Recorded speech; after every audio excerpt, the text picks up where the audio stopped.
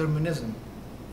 Now, this is an interesting topic that we'll be talking about and discussing with Dr. James McKirahan, a professor at the School of Technology at Eastern Illinois University. As a matter of fact, this presentation is a part of revolutions in science and technology paradigms. And this is the first Eastern Illinois University Technology and Science Symposium. And we are hoping that it will be the last, but starting of a series of lectures and symposia. So without much ado, please welcome with me Dr. James McKirahan. Thank you all for attending. I've got a lot, so let's go ahead and discuss the history of these two terminologies, some of the philosophies and philosophers behind this, the two theories involved, and then current evidence. I think at the very end, you'll find it very interesting, some of the examples that I will provide. So, if I were to ask you what a technology is, the standard answer that I get is, people will say, you mean like computers and things like that? And so as a technology person, it kind of drives me crazy. I guess it drives all technology people crazy. So technology is a whole lot more than just computers or information technology. Now, there's a whole lot of definitions. And so this is my definition. I guess I can say these things now since I have the PhD behind my name. So it is literally the thousands of ideas that have come together and people have put them together as either systems or subsystems to be a greater whole. And so there are many devices that we use. If I were to ask you, could you count the number of technologies that are around you right now, you literally cannot stop in probably the thousands, because the chairs, the carpeting, the lighting, all build upon other single technologies. So these are also tools that help magnify human weakness or to lessen human toil. I have added, because there are things going on technologically now that are very interesting. For instance, I read about conceiving children with the DNA from 3 different biological people. There's definitely some ethical implications there for the future. There was lately in the news the first, I guess they would call it truly a bionic person. If you remember the $6 million man from back in the 70s or 80s or whatever it was so long ago. So this is my definition of technology. The thing I would like to underscore at the bottom is every time that we have a technological development, starting from when humans were just first walking in the Africa and Egypt, we were starting to cause disparity among different people. Somebody that had a technology did better. Classic example is when people were walking along the Nile Valley while other people were still participating in hunting and gathering. As people were growing crops, they lived more abundantly than the people that were still doing hunting and gathering. So I'll talk a little bit more. Something that goes hand in hand with technology is technique. I have the monkey there picking up a stick. So it's not just for humans to think about. Well, our technology is, our technique is using tools. It's the method in which we use that to get to our desired goals. So just wanted to set those two things straight as a background for where I'm going with the presentation. Okay. As James Burke says, I remember watching his television show in 1979. I was staying at home, I think it was in 8th grade, freshman in high school, what have you, and turned this on, and here was this guy from Northern Ireland with BBC, and I just thought it was the coolest thing in the world. And so one of the things he said about innovation and technological development is, how can you know where you're going if you don't know where you've been? So we literally have to start with the genesis of man to consider where's technology is going, especially with these two terms. So the Greeks were talking about, as you can see with my little saying from Archimedes, they were considering the application of tools on what they were doing. Archimedes obviously says that if you give me a lever, I can move the world, and he also said a place to stand. But he was considering that there's major implications whenever we develop technology. Here is my a little sniglet of history, give a little bit of background. One of the big developments was the library in Alexandria. As Alexander had conquered the world and was marching back more or less to Greece, he ended up dying. They split up his kingdom, and so Ptolemy took over, and they had started depositing all the information, known information in the world at the Library of Alexandria, named after Alexander. So there were things, there were scrolls, written manuscripts, with people that, for technology person or engineering type of people like McKirahan, who wrote about pressure, volume, temperature. He was doing things for temples to amaze and impress people, and he was doing that to get money for these temples. You had Galen, who was a Roman physician who was doing cutting-edge techniques that, to be honest, a lot of what we're doing today are based upon the things he was doing. Obviously, Archimedes, Pythagoras, we know about his theorem. Plato is a great philosopher.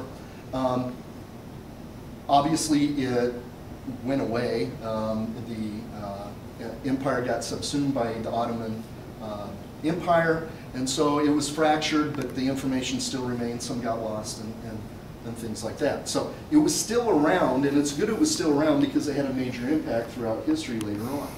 Well, we had some things that happened. We had, I call Aldous Pius Manutius, literally the internet of the Middle Ages. He was a publisher back in, I think it was 1500s, about the time that Johann Gutenberg was developing the printing press. Well, he went into business because most of the information was tied up in the Ottoman Empire. Well, the Venetians were traders, and so he was getting this information, printing it out, and starting to dispense it. So he was dispensing a lot of the classical work from these ancient Greeks that I was just talking about that was related to all of our mechanics, physics, things of that nature. A lot of the things he was talking about allowed other people to build on those ideas. For instance, Archimedes' screw. Slavery, Thomas Slavery used that to pump water out of mines in Great Britain. Later on, Newcomen came along and introduced how to make a steam pump, and then Watt obviously came along and improved upon it. So you can see there's major implications for technology transferring itself throughout the ages, getting us to the point where we are today. So it has major implications that people really aren't thinking about. So that's why I'm here today. Okay, well, moving forward a little bit, we see that some of the first artisans was in the Roman army. The Romans, as they were going to conquer people, they were going to colonize to go and take their raw materials to use for themselves and make themselves live well and to be wealthy. They would use their soldiers, and they would use certain soldiers that had certain skills, and so these skills were building bridges, making roads, and things of that nature. The ballista was a way to throw an arrow that was high speed, high pressure, and really put a whomp on their enemies. So that was really the beginning of what we would consider, what we would talk about now as trade unions. As you can notice, as I have on my presentation, about 1515, there were 48 identified guilds. And these were your tanners, your bakers, your grocers, your everyday people that were working. They would get together and recognize that this is what we do. You go to see us, and we are experts on what we are doing. So, lo and behold, what happens, the information that's coming about from the Johann Gutenberg's printing press, now the dispersion of the information, is we're getting people that are becoming more literate, they're starting to read, they're investigating these classics. And so they're coming across things, then they're starting to develop it. Well, you had things like the East India Company coming along in the late 1600s, and they were there for profit, and they were a part of Great Britain. They were part of the monarchy, and they were there to make money to help with the monarchy out. So they get together, here's money, and why don't we fuse this technological knowledge, and we can, start increasing our living and do things that other people don't have. So you're getting to the point, you're starting that, we have the discussion nowadays about the haves and the have-nots. Well, what was happening at the time is there was a displacement of people going from farming, and they were going into these factories. Well, as they were going into the factories, they weren't necessarily high skill. Well, prior to getting things, prior to these people going into the factories, if you want to get something made, you went to these artisan guilds. Okay, well, there was, I don't want to say it was a dumbing down, but you were using women, children, and more or less they were somewhat dispensable. So there was a whole lot of social issues going along with having women and children in factories. I've read some articles about the Thames River, visited 2 years ago, and there was the discussion of back in the 1800s when it would catch fire and typhus outbreaks because of the squalid living conditions.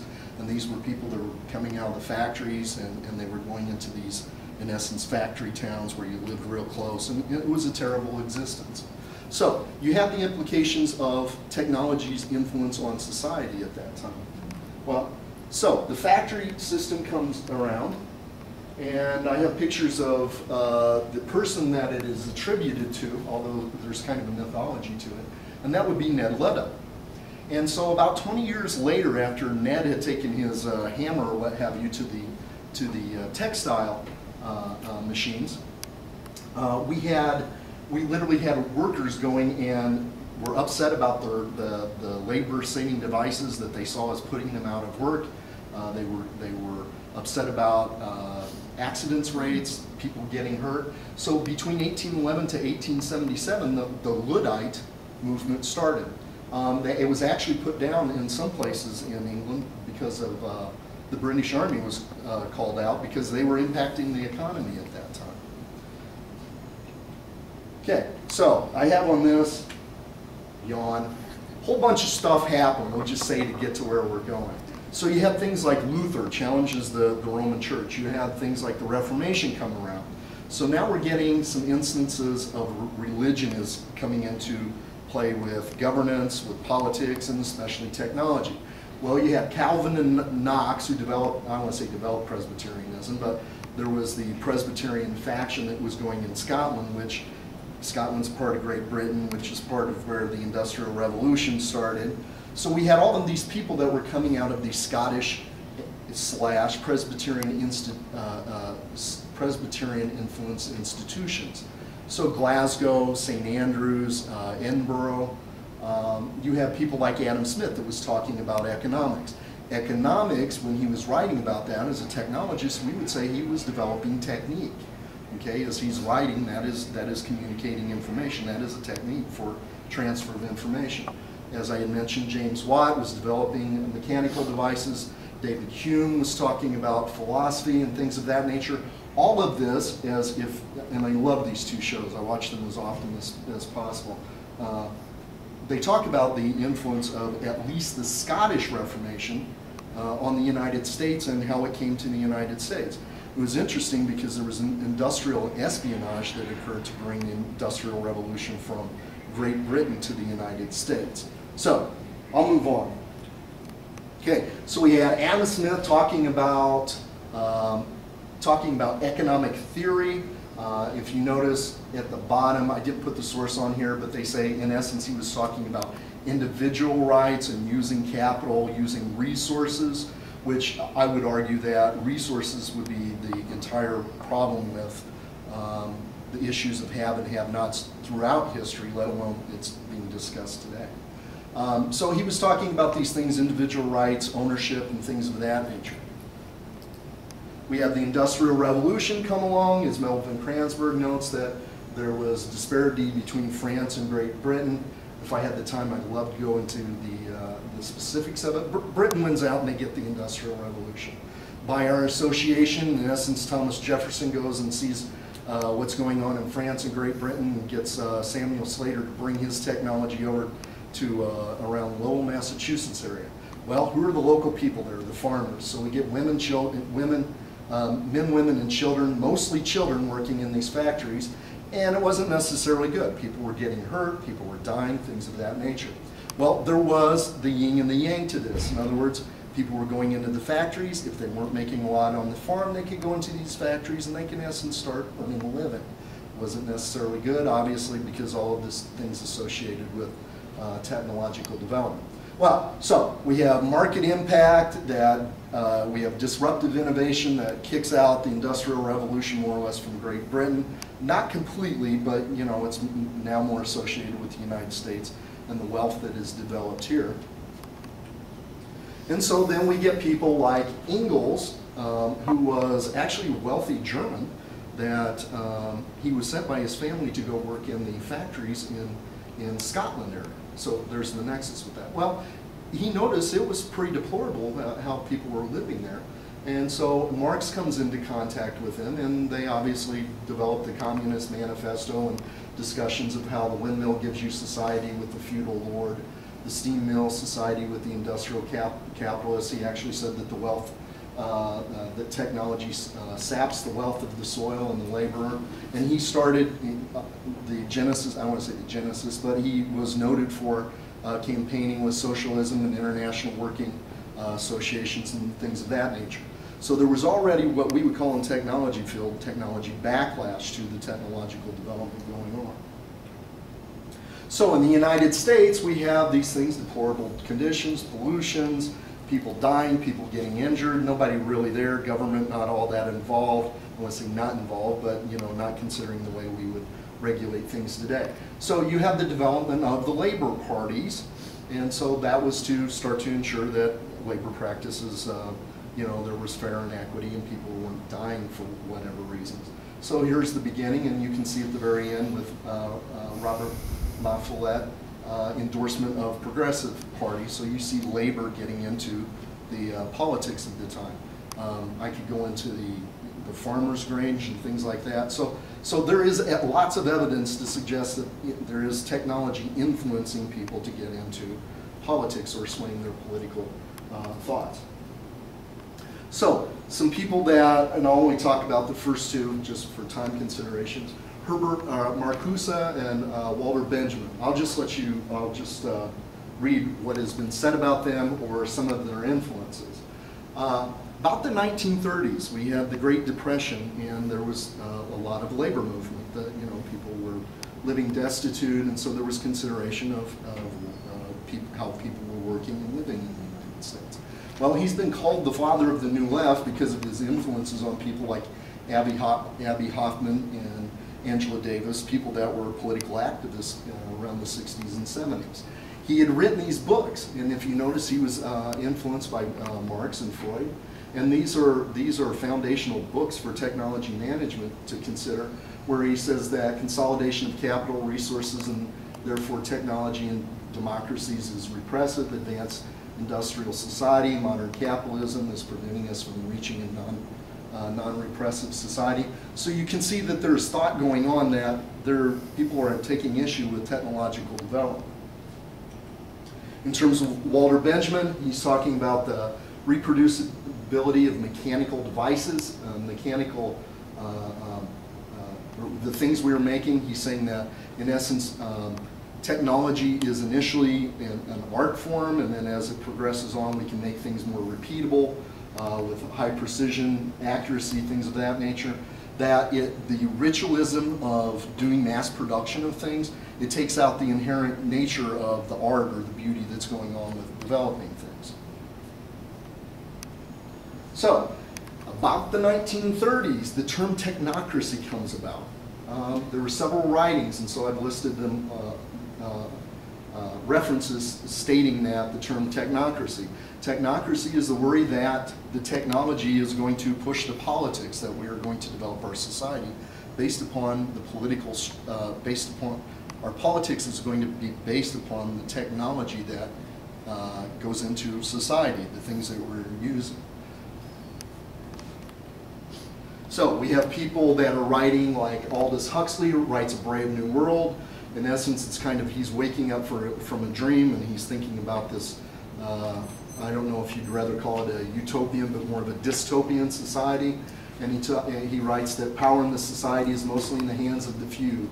Then control over nature through science and technology will serve to increase power inequities.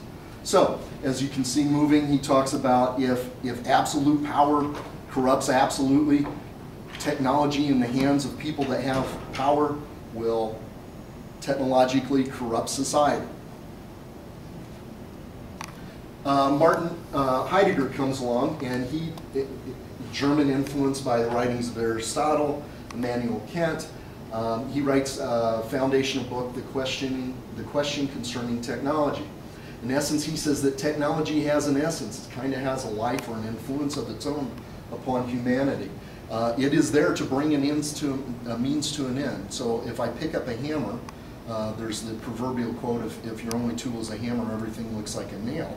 Well, there is a lot to that. So if we have a tool, it is implied we are going to use it a certain way, and it has an impact on what we are using it for. He is connected to the word gestalt, which is in framing. In essence, he's saying that all life activity, because of our technology, is inframed by the technological devices and things that we are using. He talks about life, existence, works, all of our activities, and he says that technology gives an order to our existence, an order of things, or to things. Louis Mumford does some writing and says, he talks about, writes the book Techniques and Civilization, talks about how modern technology has the roots in Middle Ages. I love this because I'm a very big fan of James Burke Connection series, and so in the Connection series he traces all these technological developments. Most people think that that people just go and make a technology and everything happens that way.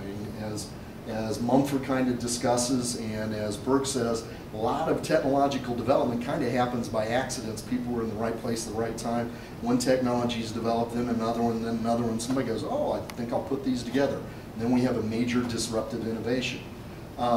We have authoritarian and democratic techniques. He writes, democracy is now a term now confused with sophisticated by indiscriminate use and often threatened with patronizing contempt. In essence, what he is saying that technology is being influenced, or democracy is being influenced by the technique, the laws, the policies that we use, let alone that the tools that we're using.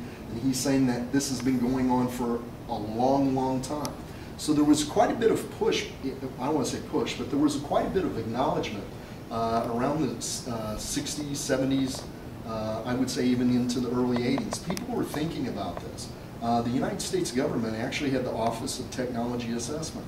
It was poorly defined, and it's kind of bad that it was poorly defined because they were thinking about things like this, but you know, as all politics goes, and you know, kind of faded away without any real direction for consideration of the technologies we are using.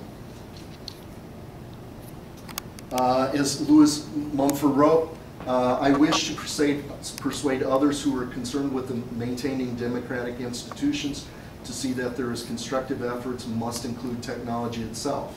Okay, so he's considering that humans can't live without our technology. If we did, we would have a very arduous existence. I wanted to talk about the Constructivism because there is a connection. I remember I had Dr. Aubrey Edwards here, and she was talking about Vygotsky when I was going through the education program. So I kind of limited it and backed off, but there is a connection between educational thought in terms of technology. And then James Burke, as I said, I'm a big fan of.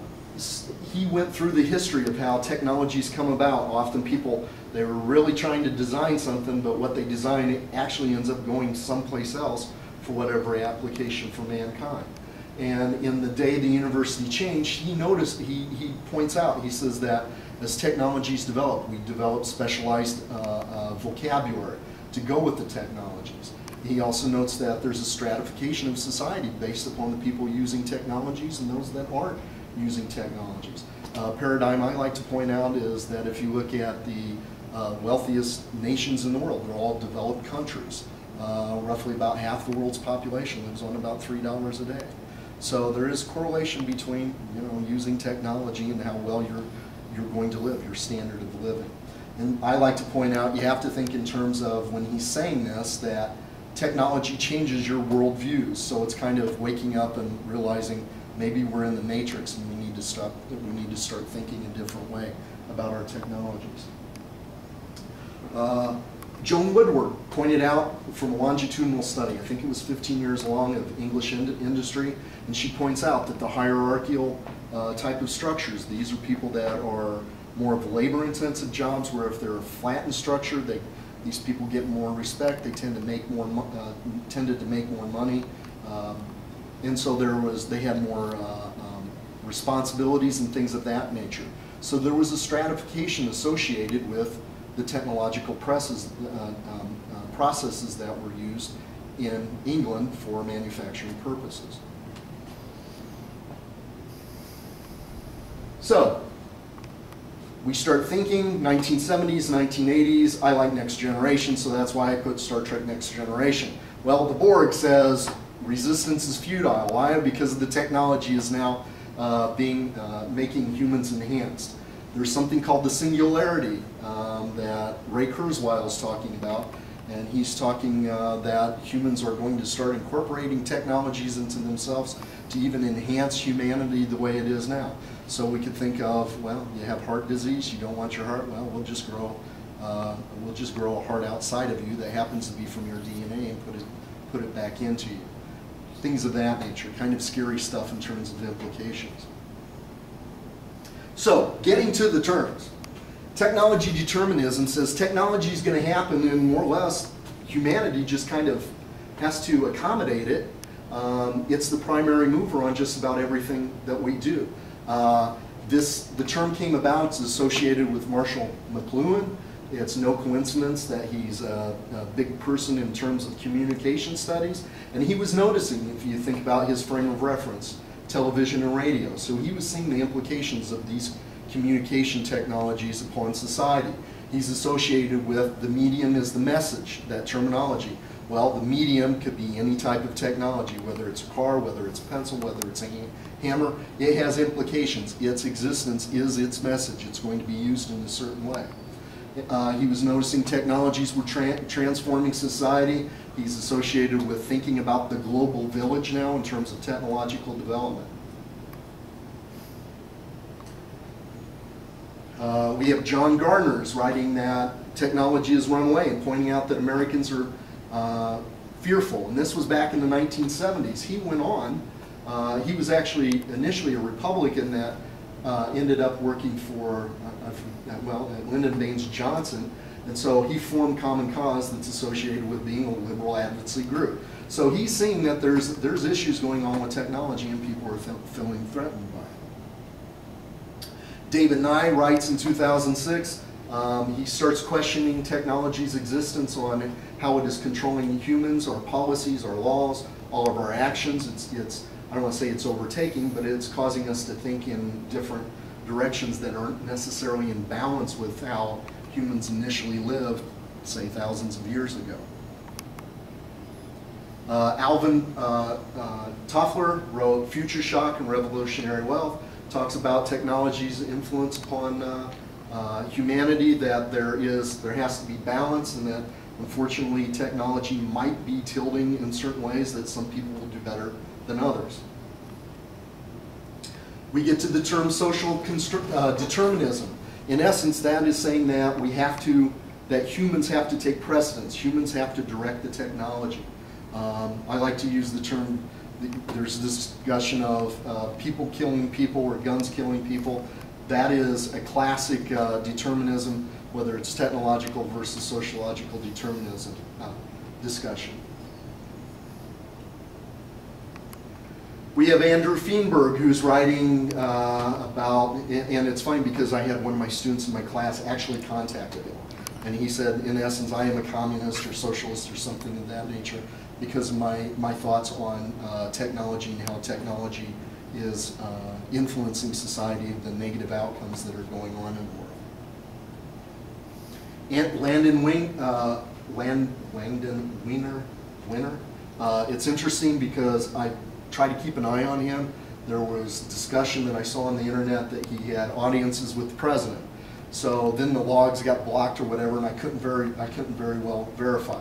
Well, he's discussing that the issues of technocracy, that we have to do social planning in terms of technological development, otherwise we're going to be further in peril. He wrote the article, Do Artifacts Have Politics? In other words, he was talking about technological artifacts. How are they influencing what we do, and we need to discuss what they are doing to us. Richard Skoloff had to write, wrote a book, Democracy and Technology. He talks about a Becca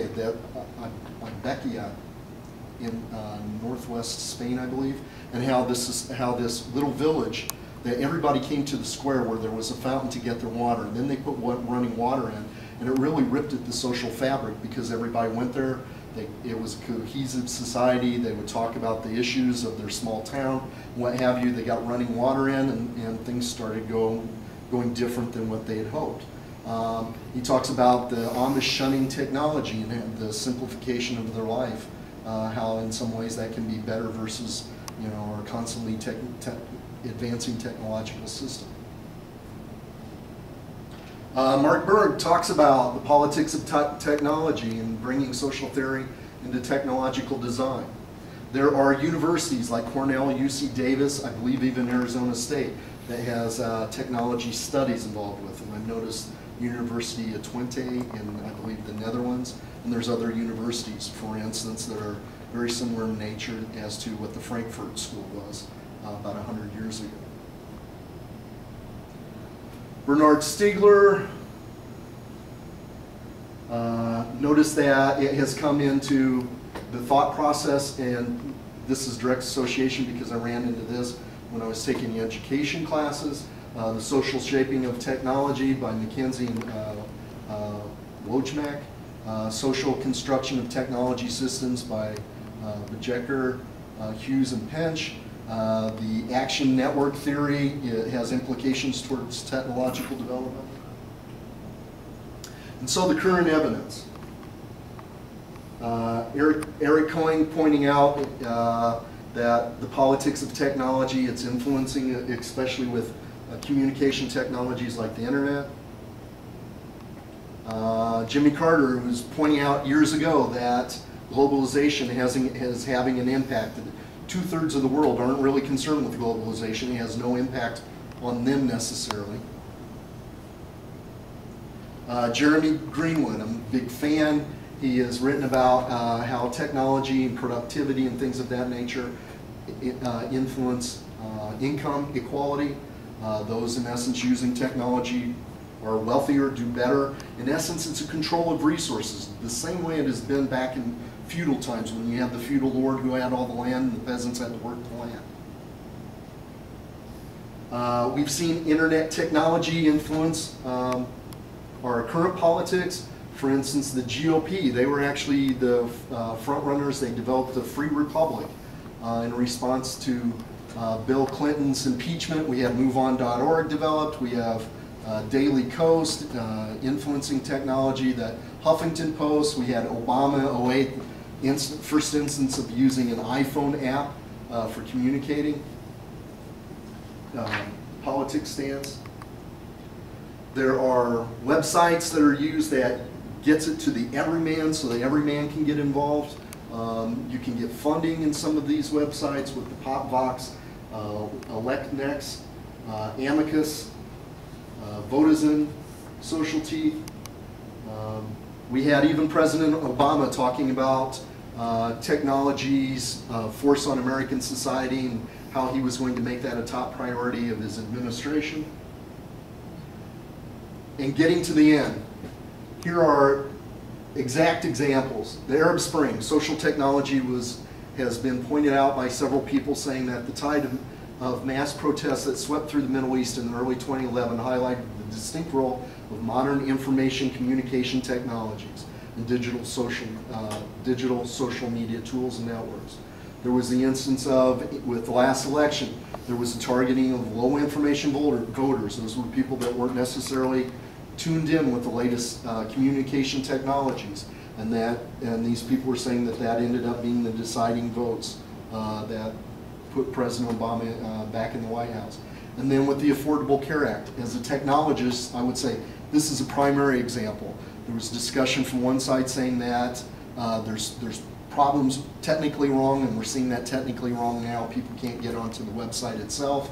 And others saying, yeah, but it's a really good idea that we need to have this. So we're going to need to do what we have to get it into in existence in our society.